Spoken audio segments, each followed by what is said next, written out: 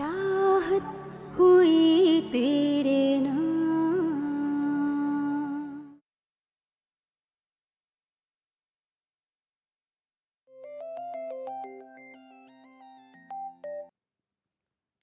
Hello. अस्सलाम वालेकुम। हाँ कमल बोलो।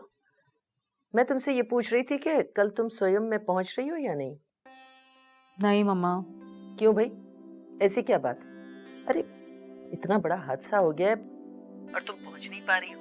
देखो, अगर खुशी में शरीक नहीं हो सकते तो कम से कम गम में तो शरीक होना चाहिए ना। मैंने अशर को फ़ोन किया था मम्मा, उसका दुख बांटने के लिए, लेकिन उसने मुझे इतनी बातें सुनाई जैसे जोया को मारने वाली मैं ही हूँ। देखो, उसकी बातों का बुरा न मानो, आजकल वो हम सब के साथ बहुत मिसबिहेव कर रहा है। उसकी ज़हनी हालत ठीक नहीं है। अरे उसने तो हिरा को भी कमरे से निकाल दिया, न कुछ खा रहा है न पी रहा है, बस जोया के गम में डूबा हुआ है। हाँ, वो मोहब्बत भी तो बहुत करता था ना जोया से। अच्छा ये बताएं मम्मा, आप तो खा पी रही हैं ना? प्लीज़ अपना बहुत ख्याल रखिएगा, खुदा न खास्ता आपकी तबीयत को कुछ ना हो जाए। अरे भाई, भूख ही उठ चुकी है। अच्छा तुम ये बताओ कि तुम क्यों नहीं आ रही हो? मम्मा अरसलान के पास टाइम ही नहीं है और फिर सीट्स भी कंफर्म नहीं हो पा रही। पहले तो ईशा थी, मैं उसके साथ आ गई थी। देखूंगी, कोशिश करूंगी कि 10-15 दिन में पाकिस्तान आ जाऊं। अरसलान की अम्मी भी आपको पूछ रही थी, बात करना चाह रही थी आपसे। तो फिर क्यों नहीं किया फोन? मेरी बात कराओ उनसे। अभी तो वो घर पे नहीं है, ईशा के घर गई हुई है। जब वो आएंगी तो मैं आपसे बात करवा दूंगी। अच्छा ठीक है, बात हो जाएगी उनसे। तुम तो पाकिस्तान आओ ना, तुमसे मिलने को बहुत जी चाह रहा है और अपनी नवासी को भी देखने का। जी मम्मा, मेरा भी बहुत दिल चाह रहा है कि हिरा से मिलूं और अपने भतीजे से भी मिलूं। अच्छा ठीक है, अब तुम पाकिस्तान आओ जल्दी से तो इंशाल्लाह मुलाकात होगी। ठीक है। अच्छा अपना ख्याल रखिएगा। खुदा हाफिज।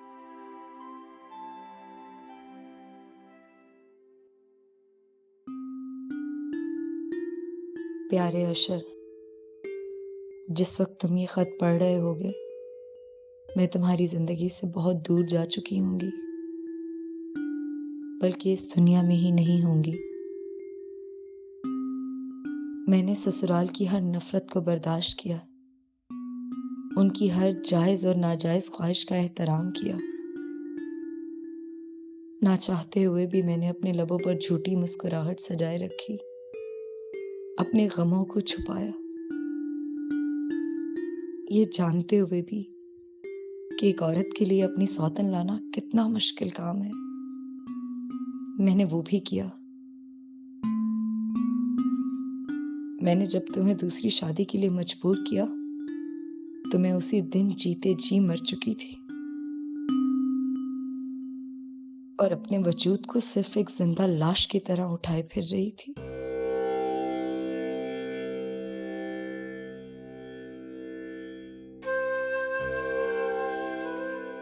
जब तुम सामने होते थे तो मुझे लगता था कि नहीं, मुझे भी जीना है, मेरी जिंदगी का कोई मकसद है।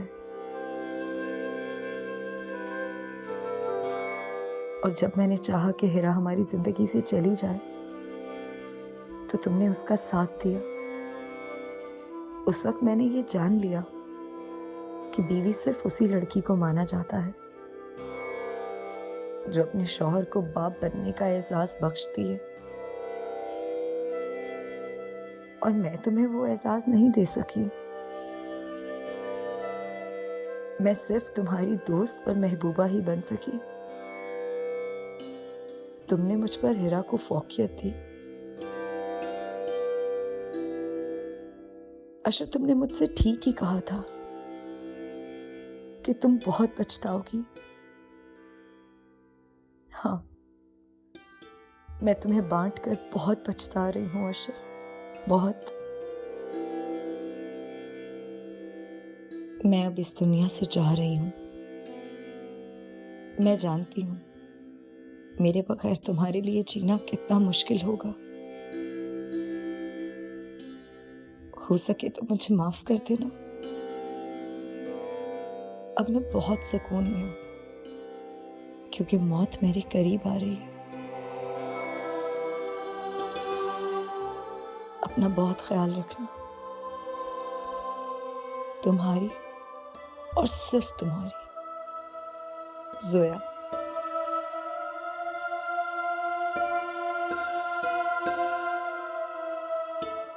लेकिन इस सफर में बहुत कांटे हैं अर्शद। मुझे डर लग रहा है कहीं मैं हिम्मत ना हार जाऊं।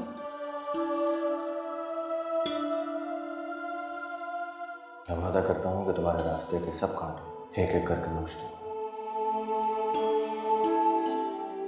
I love you. Love you too. अब अकेले हम और तुम हैं, याद है दिल को गुमसुम है,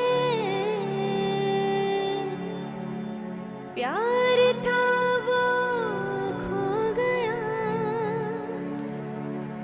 दिल हमारा रो गया, एक तवील होती हुई शाम, चाहत हुई तेरे नाम।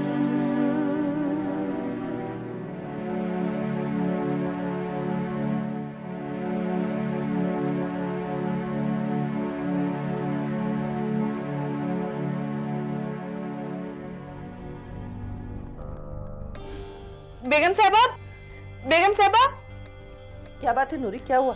वो अशर साहब कहीं चले गए हैं। कहाँ चले गए हैं? क्या कह रही हो तुम? अरे वो तो इस पोजीशन में नहीं है कि ड्राइव कर सके। पता नहीं जी, बस वो कहीं चले गए हैं। हिरा से पूछती हूँ।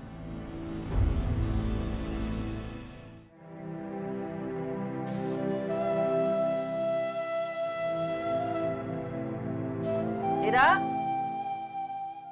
हिरा, अरे तुम यहाँ बैठी हुई हो, तुम्हें कुछ पता भी है? अशर इस वक्त बाहर निकल के पता नहीं कहाँ गया है। कहाँ चले गए? गुल खान को तो बताया होगा। नूरी बता रही थी कि वो अभी अभी गाड़ी निकाल के कहीं बाहर गया है। किसी को कुछ बता कर नहीं गए क्या? तुम उसकी बीवी हो, तुम्हें पता होना चाहिए। अम्मी, आप तो अच्छे तरीके से जानती हैं कि अशर तो मुझे अपने कमरे में भी नहीं आने देते। क्या मतलब कमरे में नहीं जाने देते? तुम उसकी बीवी हो, तुम्हें कैसे मना कर सकता है वो अपने कमरे में आने से? अशर को जोया के गम से निकालने का मतलब है उससे उसकी मोहब्बत छीनना, और ये मैं नहीं कर सकती। क्यों नहीं कर सकती? शौहर है तुम्हारा, उसकी मोहब्बत और चाहत पे अब तुम्हारा हक है। चाहे वो तुम्हें मांग के मिले या छीन के, तुम्हें हासिल करना है। मोहब्बत कोई प्लेट में रखी हुई खैरात नहीं है जिसे मांग लिया जाए या छीन लिया जाए। मैं अशर से उसकी मोहब्बत की भीख नहीं मांग सकती। इसका मतलब है कि तुम मेरे बेटे से मोहब्बत नहीं करती। मैं अपने शौहर से कितनी मोहब्बत करती हूँ, इसके लिए मुझे किसी सबूत की जरूरत नहीं है। अच्छा ठीक है, जो तुम्हारी समझ में आए वैसे करो, लेकिन इस वक्त वो कहाँ है ये तो पता करो। मैं अशर को फोन करती हूँ। मैं गुल खान से पूछ के आती हूँ।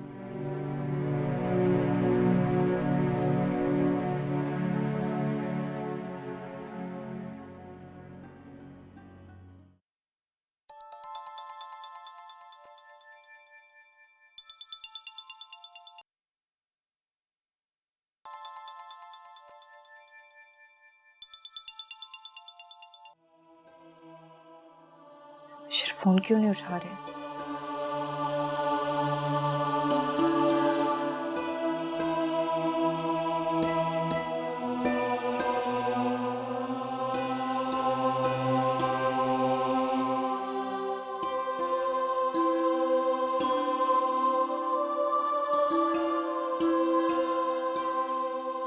हिरा,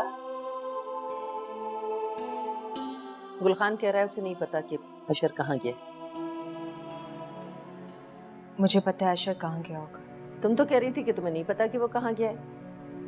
वो अच्छा, तुमने फोन किया होगा। वो जोया की खबर पर होगा। जोया की खबर पे? उसका दिमाग खराब हो गया इस वक्त? जोया की खबर? ये क्या है? अशर के नाम जोया का लिखा हुआ आखिरी खत। तो ये मुझे क्यों दे रही हो? ताकि आपको यकीन आ जाए कि जोया अशर से और अशर जोया से कितनी मोहब्बत करते हैं। तुम्हें क्या हो गया है? ऐसा लगता है कि अशर के साथ साथ तुम भी जोया की दीवानी हो गई। मैं अशर और जोया की मुजरिम हूं।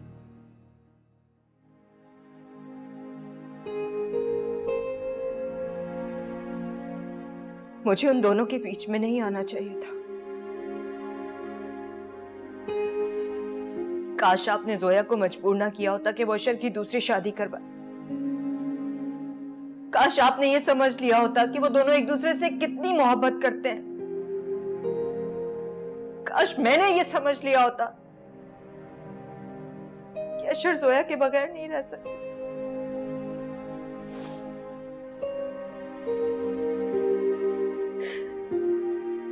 जोया ने अपनी मोहब्बत का भरम रखने के लिए खुद को खत्म कर लिया। मैं खुद को कभी माफ नहीं कर सकूंगी, कभी नहीं। और उसकी जो वो चालाकियां थी, क्या वो उसकी मासूमियत? अशर को तुमसे बदजन कर रही थी ना। वो एक औरत की फितरत का हिस्सा था अम्मी। दुनिया की कोई भी औरत अपने शौहर को दूसरी औरत के साथ नहीं बांट सकती। जोया ने भी वही किया। उसने जो कुछ भी मेरे साथ किया था, मैंने उसे माफ कर दिया था, पर अब खुद को माफ नहीं कर सकती। ठीक है, जैसी तुम्हारी मर्जी। बहरहाल फिल वक्त तो मुझे अपने बेटे की फिक्र लगी हुई है। वो जब तक नहीं आ जाता मुझे नींद नहीं आएगी।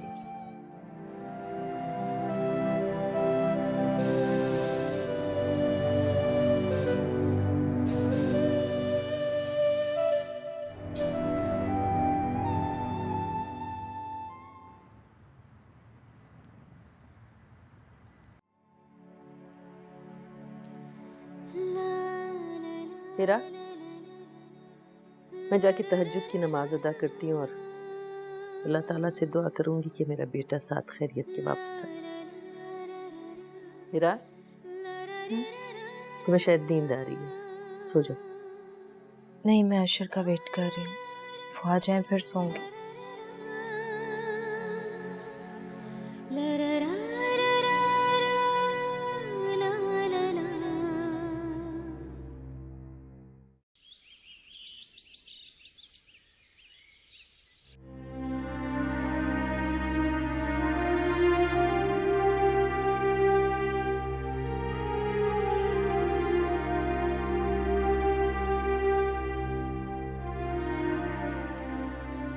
बीबी जी, हीरा बीबी, आप यहीं सो रही थी? हाँ, मैं अशर का वेट कर रही थी। अशर साहब अभी तक नहीं आए? नहीं नूरी,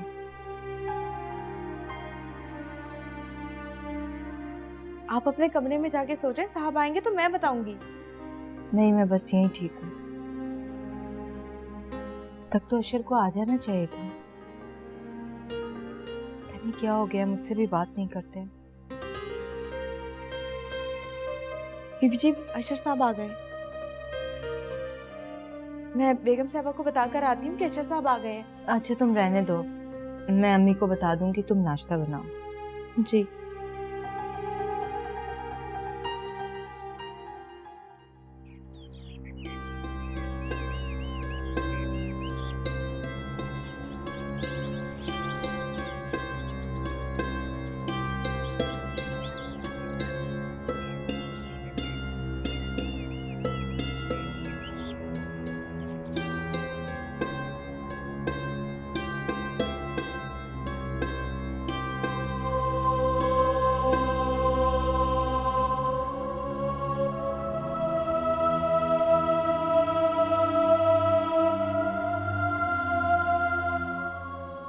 क्या बात है अशर, सर में दर्द है? कोई परेशानी? एक कप चाय पिला दो, सर पता ठीक हो जाएगा। चाय तो मैं अभी बना दूंगी, मगर तुमने बताया नहीं कोई परेशानी। इस घर में दाखिल होते ही परेशानियां, फिक्रें, सर में दर्द शुरू हो जाता है मुझे। क्यों घर में आते ही ऐसा क्या हो गया? तुम सारा दिन घर पे रहती हो, तुम्हें नहीं मालूम इस घर पे क्या होगा। आशिफ बताओगे हुआ क्या है?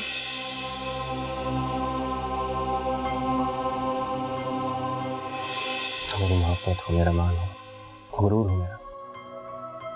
हाँ, मैं जानता हूँ कि वारिस बहुत कुछ किस्मत है, क्योंकि उसके पास 2 माँ हैं, जिसमें से एक तुम हो। और वारिस वैसे भी मुझे तुम्हारी वजह से मिला है, तो असल माँ तो तुम हो।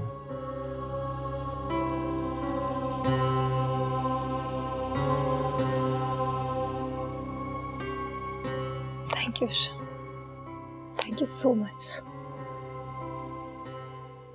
ये बरसात किस लिए? ये तो खुशी की है, आज तुमने मुझे माँ का रुतबा दिया।